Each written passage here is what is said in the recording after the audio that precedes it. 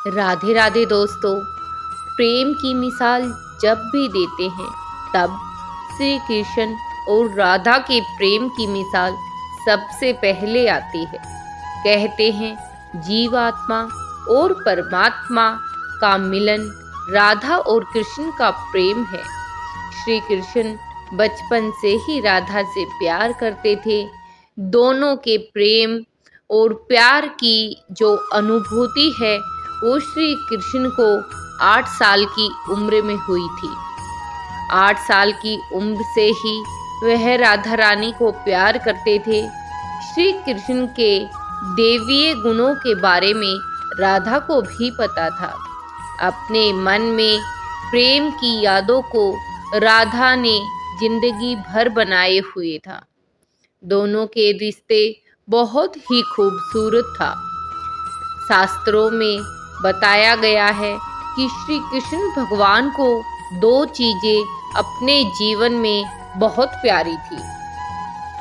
श्री कृष्ण की यह दोनों चीजें एक दूसरे से आपस में गहराई से जुड़ी हुई थी। वो थी बांसुरी और राधा। राधा श्री कृष्ण की तरफ उनकी बांसुरी की धुन की वजह से ही खींची चली आती थी। श्री कृष्ण अपने पास बांसुरी राधा की वजह से ही रखते थे। श्री कृष्ण और राधा का मिलन भले ही न हुआ हो, लेकिन दोनों हमेशा बांसुरी से बंधे हुए रहते थे। कृष्ण के हर चित्र को अगर आप देखोगे तो उसमें बांसुरी जरूर दिखाई देगी। राधा के प्रति श्री कृष्ण के प्रेम का प्रतीक बांसुरी ही है। कई तरह की अलग अलग कथाएं राधा से जुड़ी हुई है, लेकिन एक प्रचलित कहानी मैं आपको बताने जा रही हूँ। उससे पहले आप लोगों से निवेदन है, कमेंट सेक्शन में हर हर महादेव अवश्य लिखें। कथा इस प्रकार है। जब मामा कंस ने बलराम और कृष्ण को निमंत्रण किया था, उस समय राधा पहली बार भगवान श्री कृष्ण से अलग हुई थी। यह खबर जब वृंदावन के वासियों ने सुनी तो वे बहुत दुखी हो गए। जब श्री कृष्ण मथुरा जा रहे थे, उससे पहले वह राधा से मिलने भी गए थे। राधा को श्री कृष्ण के मन की हर एक गतिविधि के बारे में पहले से ही पता होता था। कृष्ण ने राधा को अलविदा कहा और फिर दूर चले गए। राधा ने कृष्ण से वादा किया कि वह वापस आएंगे, लेकिन उनके पास कृष्ण वापस नहीं आए। वहीं दूसरी तरफ रुक्मणी ने कृष्ण से शादी कर ली। श्री कृष्ण को पाने के लिए रुक्मणी ने तरह तरह के जतन भी किए। एक कथा में कहा जाता है कि रुक्मणी मैया ने श्री कृष्ण भगवान की छवि को देखकर ही उनसे प्यार हो गया था और श्री कृष्ण को पाने के लिए अपने भाई रुक्मी के खिलाफ रुक्मणी ने श्री कृष्ण से शादी कर ली और अपने पूरे परिवार से द्वेष करके श्री कृष्ण को पाने की हठ कर ली थी। श्री कृष्ण से जिस तरह राधा प्रेम करती थी, उसी तरह से रुक्मणी भी श्री कृष्ण से प्यार करने लगी थी। श्री कृष्ण को रुक्मणी ने एक प्रेम पत्र भेजा था, जिसमें लिखा था कि वह उन्हें आकर यहाँ से ले जाए। उसके बाद रुक्मणी के पास कृष्ण गए और उनसे शादी कर ली। वृंदावन जब छोड़कर कृष्ण ने छोड़ दिया, तब से ही राधा का वर्णन भी बहुत ही कम आप लोगों को सुनाई देता होगा। जब अंतिम बार राधा और श्री कृष्ण मिले, तब कृष्ण ने राधा से कहा कि वह उनसे दूर भले ही जा रहे हैं, लेकिन कृष्ण के मन में राधा हमेशा साथ ही रहेगी। उसके बाद मथुरा जाकर कृष्ण ने कंस और बाकी राक्षसों को मारकर अपना काम पूरा कर दिया था। उसके बाद द्वारका कृष्ण चले गए प्रजा की रक्षा करने के लिए, जिसके बाद द्वारकाधीश के रूप में लोग उन्हें जानने लगे। वृंदावन से जब कृष्ण गए तो एक अलग ही मोड़ राधा की जिंदगी में आ गया था। एक यादव से राधा की शादी हो गई। अपने दाम्पत्य जीवन की सारी रस्में राधा ने पूरी की और अब वह जिंदगी के आखिरी पड़ाव पर थी। लेकिन कृष्ण के लिए उनका मन अब भी समर्पित था। पत्नी के रूप में सारे कर्तव्य राधा ने पूरे किए, वहीं अपने देवीय कर्तव्य भी श्री कृष्ण ने निभाए। राधा जब अपने सारे कर्तव्यों से मुक्त हो गई तब वह अपने प्रियतम कृष्ण से अंतिम बार मिलने पहुंची। कहा जाता है कि जब श्री कृष्ण वृंदावन को छोड़कर जा रहे थे और अंतिम बार श्री राधा रानी से मिलने के लिए गए थे तो उन्होंने वादा किया था कि वो जो चाहे वो मांग सकती है।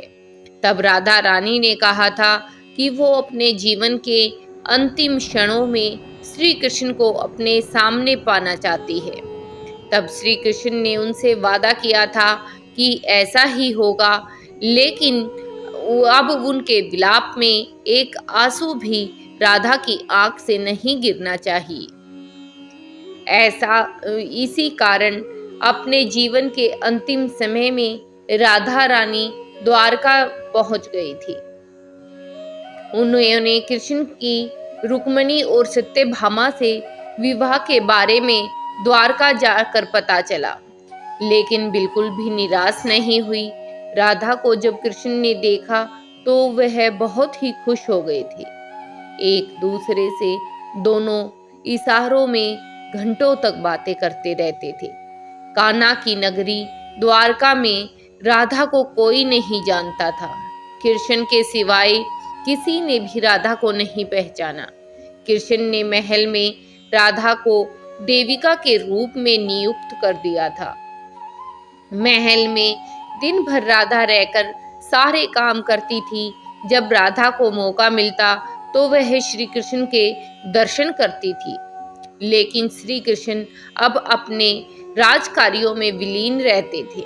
श्री कृष्ण के साथ पहले जैसा आध्यात्मिक जुड़ाव राधा को महसूस नहीं हुआ। इसी वजह से राधा ने सोचा कि कहीं उनके मन में श्री कृष्ण की जो बांसुरी बजाने वाली प्यार भरी छवि है वह खराब न हो जाए, तो उन्होंने महल से दूर जाने का फैसला ले लिया। ऐसा फैसला उन्होंने इसीलिए लिया ताकि श्री कृष्ण के साथ गहरा आत्मीय संबंध वह दूर जाकर दोबारा से बना पाएगी। वह कहाँ जा रही है उन्हें खुद ही नहीं पता था, लेकिन भगवान श्री कृष्ण जानते थे। जैसे जैसे समय बीतता गया राधा अकेली और कमजोर हो गई। उस समय भगवान श्री कृष्ण की आवश्यकता राधा को हुई। भगवान श्री कृष्ण अंतिम समय में उनके सामने आए। राधा से श्री कृष्ण ने कहा कि वह उनसे कुछ मांगना चाहती है तो वह उनसे बेझिझक मांग सकती है, लेकिन राधा ने उनसे इनकार कर दिया था।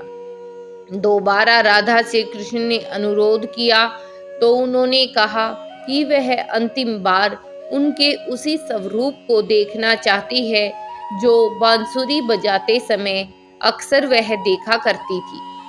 बांसुरी लेकर कृष्ण यह सुनते ही सुरीली धुन बजाने लगे। दिन रात तब तक बांसुरी श्री कृष्ण ने बजाई जब तक आध्यात्मिक रूप से राधा कृष्ण में विलीन नहीं हो गई। अपने शरीर को राधा ने बांसुरी की धुन सुनते सुनते त्याग दिया था। भगवान श्री कृष्ण जानते थे कि उनका प्रेम अमर है, इसके बाद भी राधा की मृत्यु को बर्दाश्त नहीं कर पाए थे।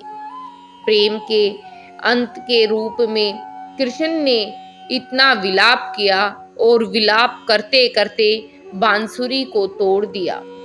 यहीं पर उसके बाद श्री कृष्ण ने कभी भी बांसुरी को हाथ नहीं लगाया। शास्त्रों में कहा गया है, नारायण ने जब श्री कृष्ण के रूप में द्वापर युग में जन्म लिया था, उस युग में राधा रानी के रूप में माँ लक्ष्मी ने जन्म लिया था, ताकि उनके साथ वह मृत्यु लोक में रह सके। इसके पीछे भी एक कथा विहित है कि राधा और कृष्ण का मिलन क्यों नहीं हो पाया, क्योंकि जब श्री नारायण ने कृष्ण के रूप में जन्म लिया था तो उनकी राधा से शादी क्यों नहीं हुई। यह कथा भी हम आपको बताने जा रहे हैं। यह सब एक श्राप के कारण हुआ था। श्री कृष्ण ने राधा से शादी क्यों नहीं की, क्योंकि भगवान विष्णु को हर बार अपने प्यार से अलग होने का श्राप मिला था और भगवान श्री हरि विष्णु का स्वरूप ही द्वापर युग में श्री कृष्ण का स्वरूप था। भगवान श्री हरि विष्णु को श्राप मिला था ऋषि भृंग से। महर्षि भृंग की दूसरी पत्नी दानवों के अधिपति पुलोम ऋषि की पुत्री पोलमी को वध करने पर महर्षि भृंग ने भगवान विष्णु को श्राप दिया था। वध इसलिए करना पड़ा था क्योंकि उनकी पत्नी असुरों को छुपा रही थी, लेकिन ऋषि इस बात से अनजान थे। इसलिए ऋषि भृंग ने भगवान विष्णु को हर जन्म में अपने प्यार से अलग होने के दर्द को महसूस करने का श्राप दिया। ऋषि भृंग के श्राप के कारण ही भगवान राम अपने एकमात्र प्रेम देवी सीता से अलग हो गए और बुद्ध यशोधरा से अलग हो गए। वैसे तो कृष्ण काल में इतनी लक्ष्मी थी, लेकिन प्रेम आत्मा और जीवन केवल राधा ही थी। राधा को भी दूसरा विवाह करना पड़ा था। अयान अपने पिछले जन्म में अभिमन्यु नाम से जाना जाता था और यह लक्ष्मी से विवाह करने की कामना की थी। राधा लक्ष्मी के गोलोक अवतार थी और कृष्ण से एकमात्र प्रेम भी करती थी। श्राप के कारण कृष्ण को अपने प्रेम राधा से अलग होना पड़ा। अयान के पिछले जन्म के कारण भी कृष्ण और राधा का विवाह नहीं हो पाया था, लेकिन अयान और राधा की जो वास्तविकता है, विवाह नहीं होने दिया। इसी वजह से राधा और कृष्ण का मिलन नहीं हो पाया था। इसके पीछे वैसे तो अनेकों कथाएं आपको मिल जाएंगी। एक भगवान श्री नारायण की भी कथा, जो यहाँ पे नारद मुनि की कथा भी है। अगर वह कथा भी आप सुनना चाहते हो कि नारद मुनि ने भगवान श्री कृष्ण को क्यों दिया था श्राप और इसी वजह से वह अपने प्यार राधा रानी से विवाह नहीं कर पाए थे, उनका विरह उन्हें सहन करना पड़ा था। उम्मीद करती हूँ आप सबको आपकी जो प्रश्न मन में आते हैं उन सब के जवाब मिल गए होंगे। अगर ना मिले हों तो आप एक रिक्वेस्ट वीडियो में दोबारा से बना दूंगी। कमेंट सेक्शन में आप अपने प्रश्न लिख सकते हैं। और यहाँ तक मेरी वीडियो को देखने के लिए आपका बहुत बहुत धन्यवाद। फिर से आऊंगी एक नई वीडियो के साथ। हर हर महादेव। राधे राधे दोस्तों।